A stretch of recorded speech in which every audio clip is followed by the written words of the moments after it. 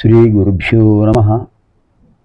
ఆదౌ దేవకీదేవి గర్భజననం గోపీగృహే వర్ధనం మాయాపూతన జీవితాపహరణం గోవర్ధనోద్ధారణం కంసచ్ఛేదన కౌరవాదిహననం కుంతీసుతాన్పాలనం ఏతద్భాగవతం పురాణకథితం శ్రీకృష్ణలీలామృతం.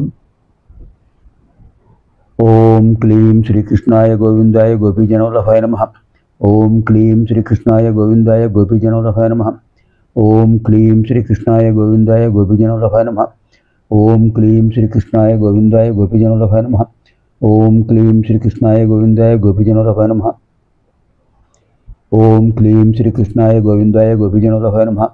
ఓం క్లీం శ్రీకృష్ణాయ గోవిందాయ గోపీజనవల్లభాయ నమః. ఓం క్లీం శ్రీకృష్ణాయ గోవిందాయ గోపీజనవల్లభాయ నమః. ఓం క్లీం శ్రీకృష్ణాయ గోవిందాయ గోపీజనవల్లభాయ నమః. ఓం క్లీం శ్రీకృష్ణాయ గోవిందాయ గోపీజనవల్లభాయ నమః. ఓం క్లీం శ్రీకృష్ణాయ గోవిందాయ గోపీజనవల్లభాయ నమః. వ్యాసం వసిష్ఠనప్తారం శక్తే పౌత్రమకల్మషం పరాశరాత్మజం వందే శుకతాతం తపోనిధిం. వసుదేవసుతం దేవం కంసచాణూరమర్దనం దేవకీ పరమానందం కృష్ణం వందే జగద్గురుం. శ్రీమద్భాగవత మహాపురాణే పంచమస్కంధే ప్రథమాధ్యాయే ప్రవిశామः. మోక్షపురాణం శ్రీమద్భాగవత మహాపురాణం, అందులో 5వ స్కంధంలో మొదటి అధ్యాయాన్ని ప్రవేశిస్తున్నాం.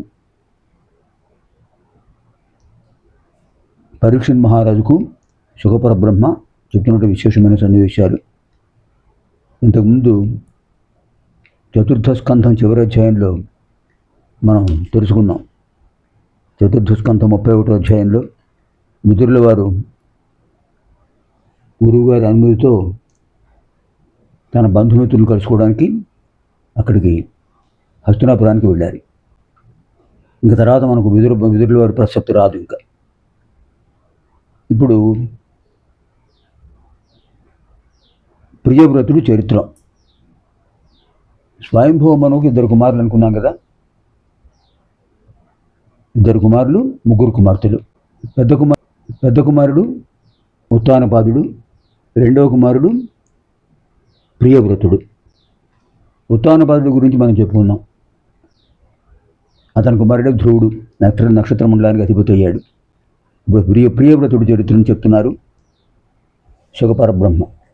14 మనువులో ప్రథమ మనువు స్వయంభూ మనువు.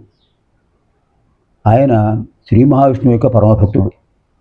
స్వయంగా బ్రహ్మ సంకల్పంతో స్వయంగా ఆవిర్భవించాడు కనుక, తనకు తానే ఆవిర్భవించాడు కనుక స్వయంభువ మనువు. ఆయన భార్య శతరూపాదేవి. ఆ దంపతులకు 2 కుమారులు, 3 కుమార్తెలు. ఆకూతి, దేవహూతి, సంహూతి కుమార్తెలు. ఆకూతి రుచి ప్రజాపతిని వివాహం చేసుకుంది. దేవహూతి కర్దమ ప్రజాపతిని వివాహం చేసుకుంది. సంహూతి దక్ష ప్రజాపతిని వివాహం చేసుకుంది. కుమారులు ఉత్తానపాదుడు, ప్రియవ్రతుడు. ఉత్తానపాదుడు పెద్ద కుమారుడు. అతని కుమారుడు ధ్రువుడు. ఆ విషయం తెలుసుకున్నాం. ఇప్పుడు 2వ కుమారుడు విషయం చెప్తున్నారు. ప్రియవ్రతుడు చాలా విశేషమైన భగవద్భక్తి గలవాడు. స్వయంభూ మనువు తన కుమారుడు యొక్క భక్తి తత్పరతను మెచ్చుకుని పాలనా భారాన్ని స్వీకరించమని అడిగాడు. నాయన, రాజ్యం వారసత్వంగా వస్తుంటుంది. నా తర్వాత రాజ్యాన్ని పరిపాలించే బాధ్యత నీకు అప్పగిస్తున్నాను. సమర్థవంతంగా నిర్వహిస్తావనే నమ్మకం నాకు ఉంది. కారణం, శ్రీ మహావిష్ణువు యొక్క పరమభక్తుడు నువ్వు. ఆయన అనుగ్రహం లేనిదే మనం ఏ పని చేయలేం. ఇలా అనుకుంటుండగా బ్రహ్మదేవుడు అక్కడికి వచ్చాడు. బ్రహ్మదేవుడు స్వయంభూమునకు తండ్రి అవుతాడు కదా, ప్రియవ్రతుడికి పితామహుడు అవుతాడు. బ్రహ్మదేవుడు చెప్పాడు, ప్రియవ్రత, ధర్మ పరిపాలన చేయడం అనేది రాజు కర్తవ్యం. మీ తండ్రి స్వయంభూమును చాలా ధర్మయుక్తంగా చక్కగా పరిపాలన చేశాడు. ఆయన మార్గదర్శకత్వంలో నువ్వు చక్కగా రాజ్యాన్ని పరిపాలించు. రాజు అంటే ప్రజలందరినీ కూడా తన ఔరసపుత్రులా భావించాలి. తమకు జన్మించిన పిల్లలు ఎటువంటి వాళ్ళు అలాంటి వాడుగా భావించాలి ప్రజలందరినీ. స్వయంభూ మనువు మీ తండ్రి నీకు అవకాశాన్ని ఇచ్చాడు, నువ్వు అవకాశాన్ని సద్వినియోగం చేయి, అజరామరమైన కీర్తిని సంపాదించు అని ఆశీర్వదించి ఆయన వెళ్ళిపోయారు. పట్టాభిషేకం చేశాడు స్వయంభూమను తన కుమారుడు ప్రియవ్రతుడికి. తర్వాత విశ్వకర్మ దేవతల శిల్పాచార్యుడు, ఆ విశ్వకర్మ యొక్క కుమార్తె బర్హిష్మతి. ఆ బర్హిష్మతిని వివాహం చేసుకున్నాడు ప్రియవ్రతుడు తండ్రి గారి ఆదేశంతో. వారికి 10 మంది కుమారులు జన్మించారు. తర్వాత ఊర్జస్వతి అనే కుమార్తె కూడా జన్మించింది. 10 మంది కుమారులు, ఊర్జస్వతి అనే కుమార్తె. అగ్నిధుడు, యుగ్మజిహుడు, యజ్ఞబాహువు, మహావీరుడు, హిరణ్యరేతసుడు, ఘృతపృష్ఠుడు, సవనుడు, మేధాతిథి, వితిహోతుడు, కవి. 10 మంది కుమారులు, ఊర్జస్వతి కుమార్తె. అందరికీ వివాహాలు చేశాడు. తర్వాత ప్రియవ్రతుని యొక్క మరొక భార్య ఉన్నది. ప్రియవ్రతుని యొక్క ద్వితీయ పత్ని, రెండవ భార్య గొప్ప సద్గుణశీలి, తన భర్తను అనుసరిస్తూ ఉన్నది.